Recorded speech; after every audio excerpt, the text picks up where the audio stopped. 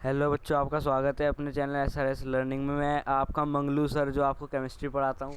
आज आपको गवर्नमेंट के द्वारा दी गई सब्जेक्ट साइंस की क्लास 10वीं की वर्कशीट नंबर 44 के सॉल्यूशन बताऊंगा और उसमें सबसे अच्छी एक्सप्लेनेशन भी दूंगा। मैं आज की वर्कशीट में हम पढ़ेंगे कि जो मेंडलीव पीरियोडिक टेबल की लिमिटेशंस और जो डिसएडवांटेजेस होते हैं उनके बारे में आज हम इस वीडियो में चर्चा करेंगे। ठीक है, तो आज की वीडियो बहुत ही ज़्यादा इंटरेस्टिंग होने वाली है, इसलिए आप अपने SRS लर्निंग चैनल को सब्सक्राइब कर लीजिए और उसके बाद जो नोटिफिकेशन बेल का आइकन होता है उसको भी ओपन कर लीजिए।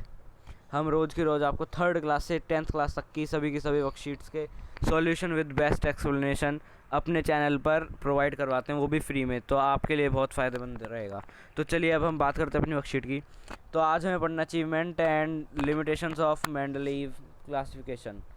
मुझे उम्मीद है कि आपने मेंडलीव की क्लासिफिकेशन पढ़ ली होगी और जो ये है लिमिटेशंस ऑफ मेंडलीव क्लासिफिकेशन, ये सब आपको तभी समझ में आ पाएगा। अगर आपको ये नहीं आता है तो आप हमारे चैनल पे पिछली वीडियो जाके देख लीजिए, वहाँ पे हमने मेंडलीव की क्लासिफिकेशन टेबल के बारे में बताया है।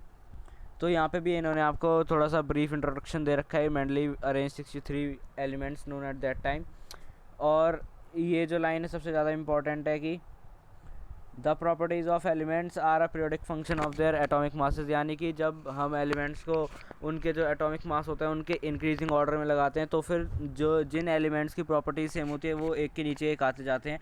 और इसका ही थोड़ा सा पार्ट जो मैंने आपको कुलदीप सर ने आपके पढ़ाया था न्यूलैंड ऑक्टेव वाले रूल में था, ऐसे ही कुछ था कि जो 8th एलिमेंट होता है उसकी प्रॉपर्टीज़ एक के नीचे एक आती हैं। तो ये भी कुछ उसके जैसा मिलता जुलता है। इसमें एक नई चीज़ जो इंट्रोड्यूस हुई थी वो थी ग्रुप्स और पीरियड्स। जो हमारे ऐसे ये वर्टिकल वाले जो कॉलम्स थे इनको हम कहते हैं ग्रुप्स, और जो ये मैं आपको रेड कलर से बना के दिखा रहा हूँ ये हॉरिजॉन्टल वाले जो ये रोज़ होते हैं इनको हम कहते हैं पीरियड्स। तो बस ये बस इंट्रोडक्शन था, इससे ज़्यादा हमने डिटेल में आपको पिछली वीडियो में बताया, तो आप पहले वो जाके देख लीजिए। तो आज हम बात करते हैं इसकी अचीवमेंट पे, यानी कि इसके जो फ़ायदे हैं और जो एडवांटेज हैं। तो सबसे पहला इसका फ़ायदा ये है कि जो मेंडलीव थे वो बहुत ही चतुर व्यक्ति थे। उन्होंने क्या करा था, अपनी टेबल में बीच बीच में गैप्स छोड़े थे, क्योंकि उनको लगता था कि आने वाले भविष्य में कुछ और भी एलिमेंट्स हैं जो कि डिस्कवर होंगे जो अभी नहीं हुए हैं। तो ऐसे उन्होंने 3 ब्लैंक्स छोड़े थे और उनका नाम रखा था, एक का बोरॉन ये लिखा, एक का एल्यूमिनियम, एक का सिलिकॉन। ये जो एक का वर्ड है ये हमारी संस्कृत लैंग्वेज से आया है। एक का मतलब का होता है पहला, फर्स्ट। तो इनका एक्का से मतलब ये था कि ये देखिए मैं आपको चित्र बना के दिखाता हूँ। ये कुछ इस प्रकार से थी इनकी ये टेबल। तो देखिए बच्चों, ये अभी आपने पढ़ा नहीं होगा लेकिन मैं तब भी आपको बता देता हूँ कि जो इसमें हमारे पास 8 ग्रुप्स थे उसमें भी 2-2 करके सब ग्रुप्स भी थे। तो वो आपके लेवल का नहीं है, इसलिए आप अभी उस पर ध्यान मत दीजिए। अभी आप बस ये देखिए, जैसे यहाँ पे लिखा है बोरॉन, तो फिर इसके बाद उन्हें लगता था कि इसके बाद कोई ऐसा एलिमेंट है जो कि अभी डिस्कवर नहीं हुआ लेकिन भविष्य में वो होगा डिस्कवर। तो उसके लिए इन्होंने इस प्रकार से यहाँ पे गैप छोड़ दिया और इसको नाम दे दिया एक का बोरॉन। एक का मतलब पहला, यानी कि फर्स्ट बोरॉन, पहले बोरॉन आएगा और उसके बाद ये वाला एलिमेंट आएगा जिसको हमारे साइंटिस्ट ने बाद में जाके डिस्कवर करके नाम दे दिया स्कैंडियम का। ये रहा हमारे पास। इसी प्रकार से 2 और एलिमेंट्स थे जो कि इन्होंने बिना डिस्कवरी के ही सोच लिया था कि ये सभी एलिमेंट्स होंगे। वो है हमारे पास, दूसरा हैगा एक का एल्यूमिनियम जिसको हमने बाद में गैलियम के नाम से जाना, और तीसरा है हमारे पास एक का सिलिकॉन जिसको हमने जर्मेनियम के नाम से जाना। तो ये थी हमारे पास अचीवमेंट पहली, कि इन्होंने पहले से ही ब्लैंक स्पेसेस छोड़ रखे थे अपनी टेबल में ताकि जो एलिमेंट्स उस समय डिस्कवर नहीं हुए हैं उनके लिए भी जगह बन जाए, उनको हम अपनी टेबल में फिट कर दें और जो बाकी के एलिमेंट्स हैं वो भी डिस्टर्ब ना हो टेबल में।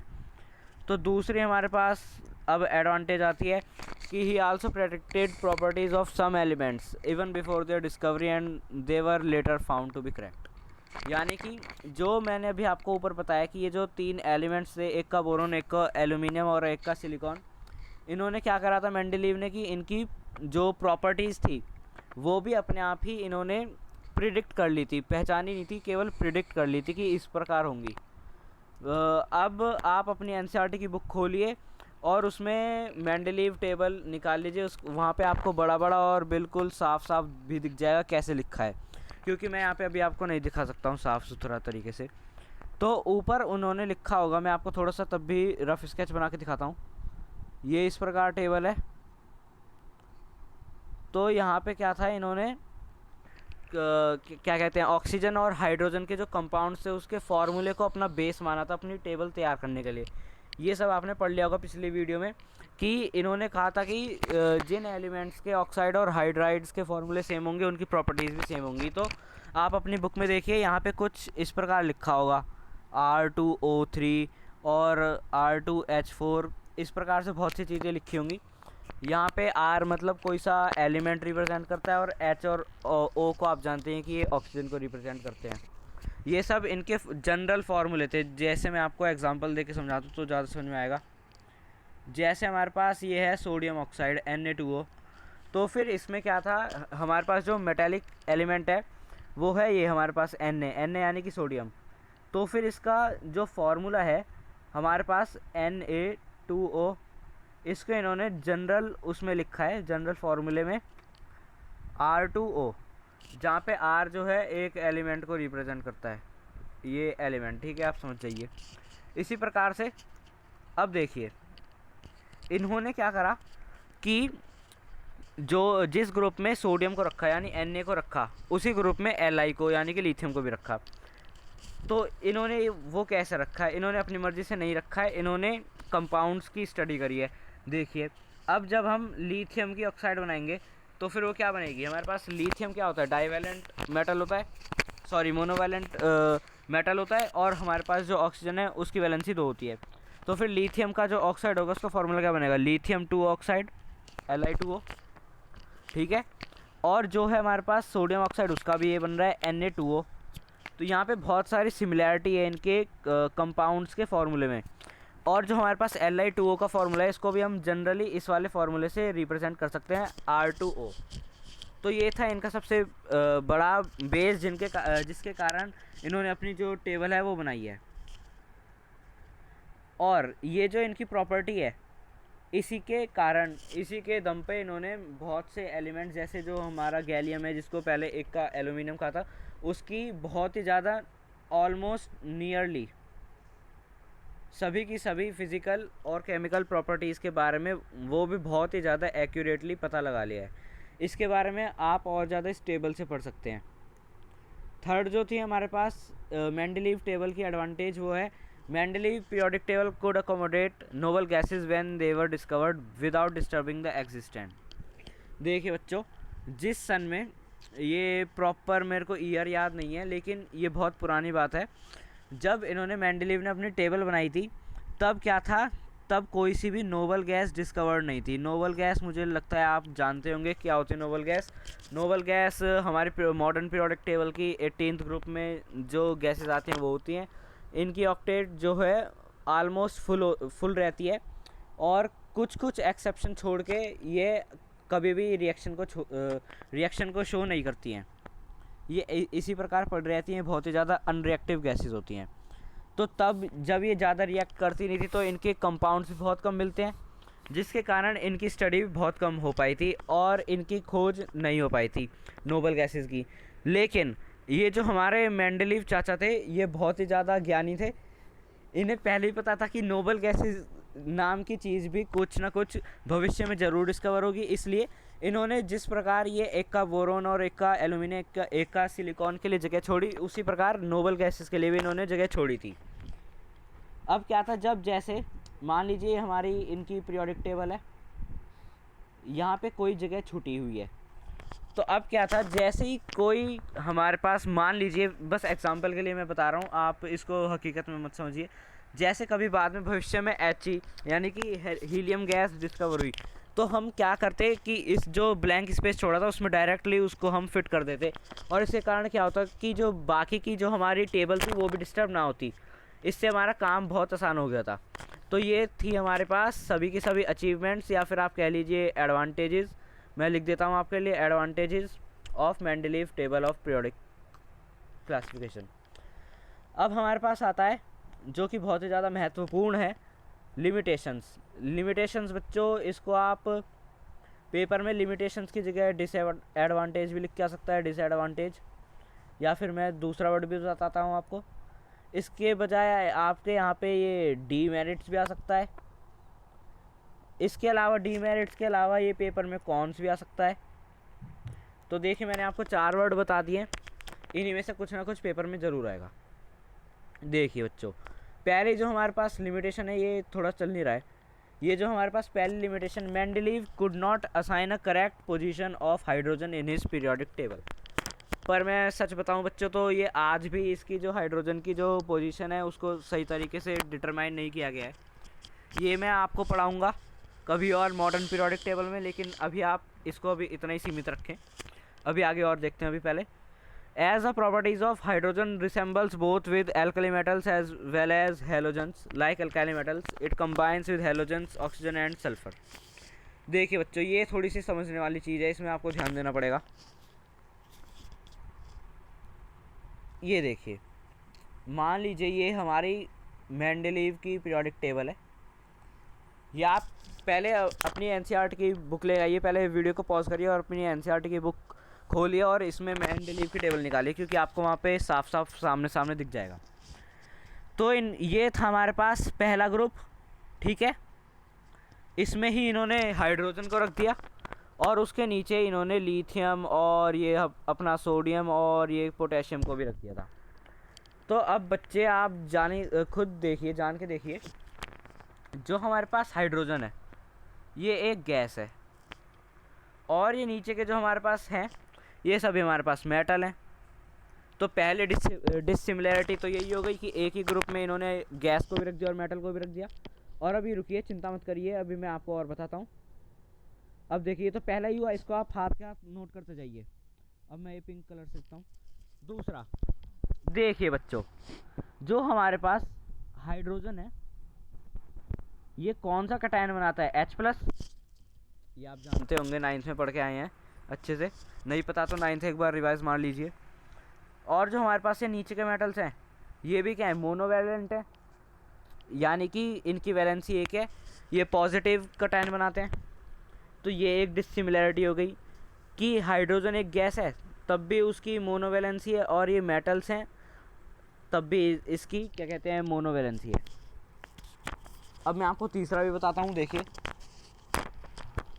तीसरा हमारे पास ये है कि जो अपना हाइड्रोजन है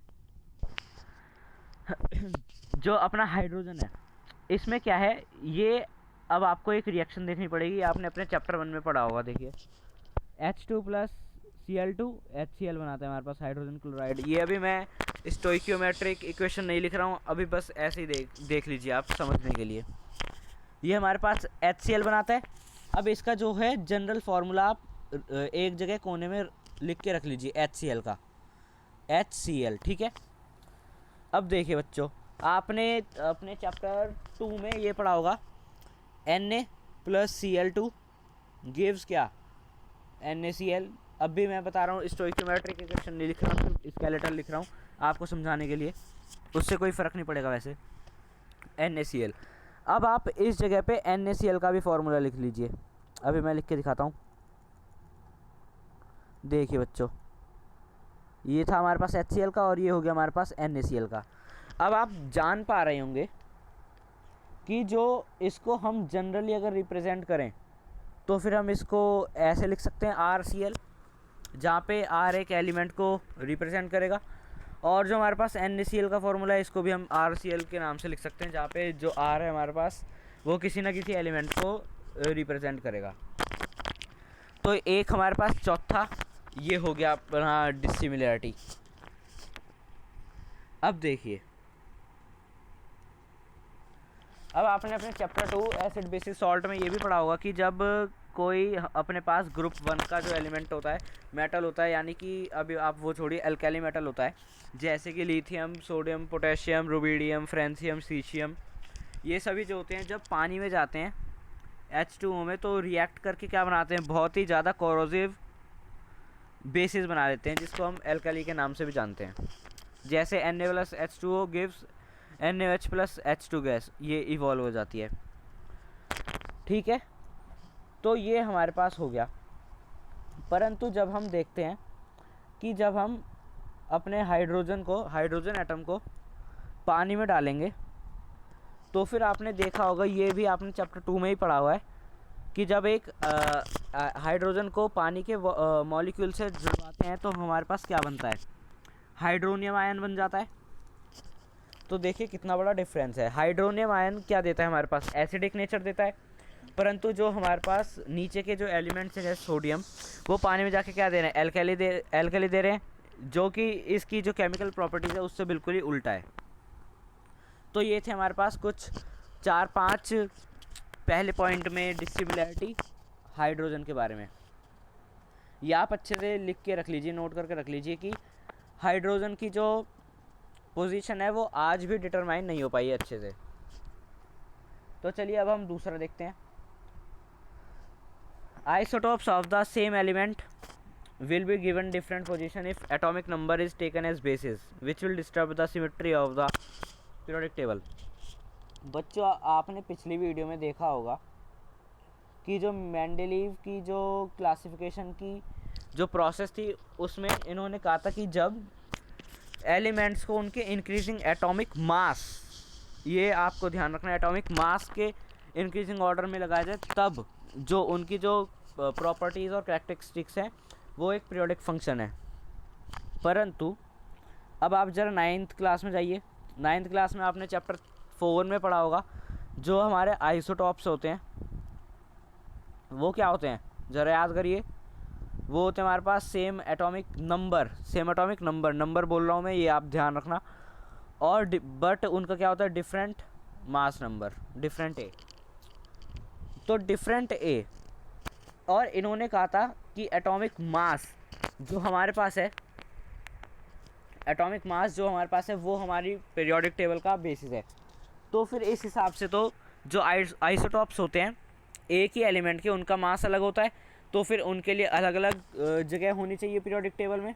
जैसे मान लीजिए आप यहाँ पे C12 लिखा है और इन्होंने कहा था कि उनका मास नंबर के हिसाब से चढ़ाना है अपनी पीरियोडिक टेबल में। तो फिर तो इसके अलावा अपने जो है हमारा C14 को जगह देनी चाहिए थी। परंतु अगर हम ऐसा करते तो फिर इतने सारे एलिमेंट्स के पता नहीं कितने ही सारे आइसोटॉप्स हैं, उसके कारण हमारी जो पीरियोडिक टेबल है वो कितनी लार्ज हो जाती और समझ में भी ना आ पाती, किसी आम स्टूडेंट को किसी को समझ में भी ना आ पाती। तो ये हमारे पास दूसरी इसकी जो डीमेरिट है मेंडेलीव टेबल की। तीसरी हमारे पास ये है, देखिए बच्चों, the atomic mass do not increase in a regular manner. यानी कि जैसे मैं आपको लिख के दिखाऊं, ये मैं आपको थोड़ा सा पीरियोडिक टेबल का पार्ट लिख के दिखाता हूँ। ये हमारे पास आ गया सोडियम, ये मैग्नीशियम आ गया, ये एल्यूमिनियम आ गया, और इसके बाद क्या होता है, इसके बाद हमारे पास ये सिलिकॉन आ गया, फॉस्फोरस, सल्फ़र। थोड़ा सा मैं इतना ही लिख रहा हूँ। अब देखिए आप, ये लाइन वाइज से चल रहे हैं। ये है 11th नंबर का, ये 12, 13, 14, 15 और ये 16। ये अभी थोड़ा सा साफ़ नहीं लग रहा है स्क्रीन पे, मैं आपको मिटा के दोबारा लिख के दिखाता हूँ ज़रा।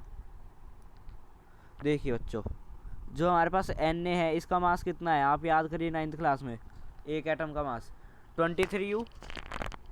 जो हमारे पास इससे अगला ही, जो बिल्कुल ही अगला जो हमने क्लासीफाई करके रख रखा है मैग्नीशियम का एटम, उसका कितना है 24U। अब आप कह रहे होंगे कि ये तो सेम है, बिल्कुल एक का ही डिफरेंस है, परंतु अब देखिए ज़रा आप। इसके बाद जब हम जाते हैं एल्यूमिनियम पर, तो एल्यूमिनियम का क्या होता है अचानक से, एल्यूमिनियम का अचानक से क्या होता है कि ये 27 और 28 के आसपास पहुंच जाता है, इसके बीच में। तो यहाँ पे एक डिफरेंस गैप आ गया। इसके बाद अभी मैं और दिखाता हूँ आपको। एल्यूमिनियम के बाद हम जाते हैं सल्फ़र पे अगर, तो सल्फ़र का मास क्या होता है 32U। ये और भी ज़्यादा हो गया उनसे, अपने पिछले वालों से। इसके बाद सल्फ़र के बाद हमारे पास क्या आता है क्लोरीन। क्लोरीन का मास क्या होता है 35.5U। तो इसमें भी पूरा 3.5 यूनिफाइड मास का डिफरेंस आ गया है। तो हम जो दूसरे साइंटिस्ट थे मेंडेलीव से अलावा, तो उन्होंने इनके ऊपर क्वेश्चन उठाया कि अगर इस प्रकार से है कि जो हमारा जो मास है वो रेगुलरली नहीं बढ़ रहा है, यानी कि एक एक के डिफरेंस पे नहीं बढ़ रहा है, वो कभी या तो 2 हो जाता है या फिर 3.5 हो जाता है, तो फिर ऐसा भी हो सकता है कि इन दो एटम्स के बीच में कोई और से भी नए एलिमेंट्स हो, ये भी तो हो सकता है। तो फिर इससे हमें क्या पता चलता है कि मेंडलीव का जो तीसरा जो हमारे पास लिमिटेशन है वो ये है कि it was not possible to predict how many elements could be discovered between the two elements because their atomic mass do not increase in a regular manner. वो कभी या तो 2 से बढ़ता है या फिर 3.5 या फिर कभी कभी बढ़ता ही नहीं है, बहुत 0.2 के हिसाब से बढ़ता है। जैसे मैं आपको एक और एग्जांपल देता हूँ, जैसे हमारे पास ये डी ब्लॉक का एलिमेंट है, डी ब्लॉक यानी कि ट्रांजिशन मेटल्स, ये हमारे पास है कोबाल्ट, ये निकेल। देखिए बच्चों, जो अपना कोबाल्ट है उसका 57.8 या 9 आप देख लीजिएगा यूनिफाइड मास हैगा, और जो हमारे पास निकेल है इसका भी 57.8 या 9 यूनिफाइड मास है इसके एक एटम का। तो यहाँ पे हमें देखने को मिल रहा है कि जो दो एटम्स हैं उनका तो मास के बीच में डिफरेंस ही नहीं है। तो फिर हम जो इससे हमें क्या कंक्लूज़न मिलता है कि जो मेंडलीव की टेबल थी वो अच्छी तो थी, परंतु उसके साथ साथ हम एटॉमिक मास को अपना फंडामेंटल यूनिट नहीं मान सकते हैं किसी भी एलिमेंट की क्लासिफिकेशन करने में। तो ये थी आज की हमारी वीडियो। तो चलिए आज अब हम आपको इसके वीडियो में जो कुछ क्वेश्चन दे रखे हैं उसके सॉल्यूशन बताते हैं। वैसे हमने आपको पूरा अच्छे से इलाबोरेट करके समझा दिया है, अब आप ये क्वेश्चन खुद भी कर सकते हैं, और बल्कि मैं आपको ये सजेस्ट करूँगा कि आप पहले वीडियो को पॉज करके ये खुद करें, उसके बाद वीडियो का रेज्यूम करके सॉल्यूशन देखें और देखें आपके कितने मार्क्स आते हैं। तो पहला क्वेश्चन है, who is known as the father of periodic table, which important property did he use to classify elements in his periodic table. तो इसका आंसर हो जाएगा बच्चों, ये तो हो गया हमारे पास फादर हो गए अपने मेंडलीव दादा। दूसरा हमारे पास क्या हो गया, मैंने अभी आपको बताया भी है कि इन्होंने कौन सी प्रॉपर्टी यूज़ करी क्लासीफाई इन हिज पीरियोडिक टेबल। तो इन्होंने करा था, सॉरी इस वीडियो में नहीं, हमने आपको पिछली वीडियो में बताया था ये कि इन्होंने formula of oxides and hydrides को देख के अपनी जो पीरियोडिक टेबल है उसको क्लासिफाई करा था। इन्होंने कहा था कि जिन एलिमेंट्स के हाइड्राइड्स और ऑक्साइड्स का जो फॉर्मूला है वो सेम होगा, तो उनकी जो केमिकल और फिजिकल प्रॉपर्टीज़ होंगी वो भी कुछ ना कुछ सिमिलर होंगी। तो ये हो गया हमारे पास पहला क्वेश्चन।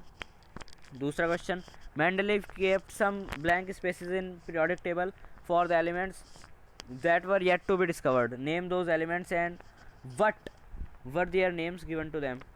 देखिए बच्चों, ये भी मैंने आपको पूरा अच्छे से इलेबोरेट करके समझा दिया है। ये मैं आपको ब्लू कलर से मार्क करके दिखा देता हूँ।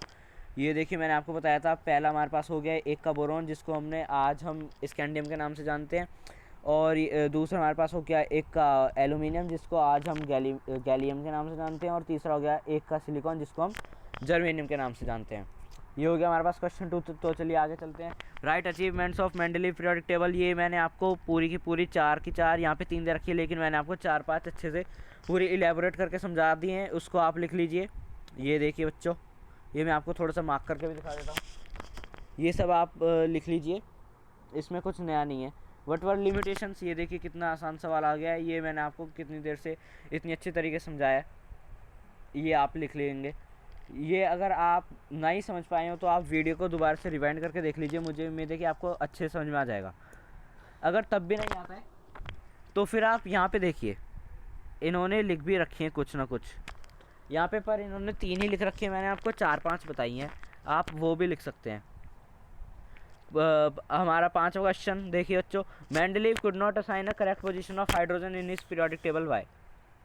तो इसका भी मैंने आपको 5-6 मिनट तक पूरा अच्छे से इलेबोरेशन करके समझाया था कि उसकी जो वो एक हेलोजन एटम की तरह भी बिहेव करता है और एल्केली मेटल्स की तरह भी बिहेव करता है, और वह एक गैस है, परंतु जो उसके नीचे उसके ग्रुप में आने वाले हैं वो सभी मेटल्स हैं। तो फिर तब भी उसकी जो सिमिलर होती हैं, क्या होती है हमारे पास, केमिकल प्रॉपर्टीज़। तो ये आप दोबारा से वीडियो में जाके देख लीजिए, वहाँ पे मैंने और अच्छे तरीके से समझाया। तो ये थे केवल कुछ आसान से क्वेश्चन आज की वीडियो में। मुझे उम्मीद है कि आपको ये हमारी साइंस की वीडियो, जिसमें हमने आपको वर्कशीट नंबर 45 के सभी सॉल्यूशन दिए हैं और एक्सप्लेनेशन दिया है बहुत अच्छा, वो पसंद आई होगी और आपके सभी के सभी कॉन्सेप्ट भी क्लियर हो गए होंगे मेंडलीव टेबल के रिलेटेड। तो आप हमारे चैनल सब्सक्राइब कर सकते हैं SRS लर्निंग चैनल को। इसमें हम आपको रोज़ की रोज़ 3rd क्लास से लेकर के 10th क्लास तक की सभी जो हमारे पास वर्कशीट आती हैं गवर्नमेंट के द्वारा, उसके सभी के सभी सॉल्यूशन देते हैं विद बेस्ट एक्सप्लेनेशन, जिससे आपकी पढ़ाई में बहुत ज़्यादा मदद हो सकती है, वो भी फ्री में प्रोवाइड करवाते हैं हम आपको। तो बस आज की वीडियो में इतना ही। अब मैं आपको अगली वीडियो में मिलूँगा। शायद अगली वीडियो में हम बनाएंगे आपकी मॉडर्न पीरियोडिक क्लासिफिकेशन पे, जिसमें हम और भी ज़्यादा, जिसमें हमारे जो पीरियड्स हैं वो 7 हो जाते हैं और जो हमारे पास ग्रुप्स हैं वो 18 हो जाते हैं। उसमें आपको और भी ज़्यादा इंटरेस्ट आएगा तो आप हमारे चैनल को सब्सक्राइब करके घंटी का ऑप्शन दबा लेना, ताकि जैसे ही हम नई वीडियो डालें आपको उसका नोटिफिकेशन आ जाए और आप देख लें। बस आज की वीडियो में इतना ही। Thank you.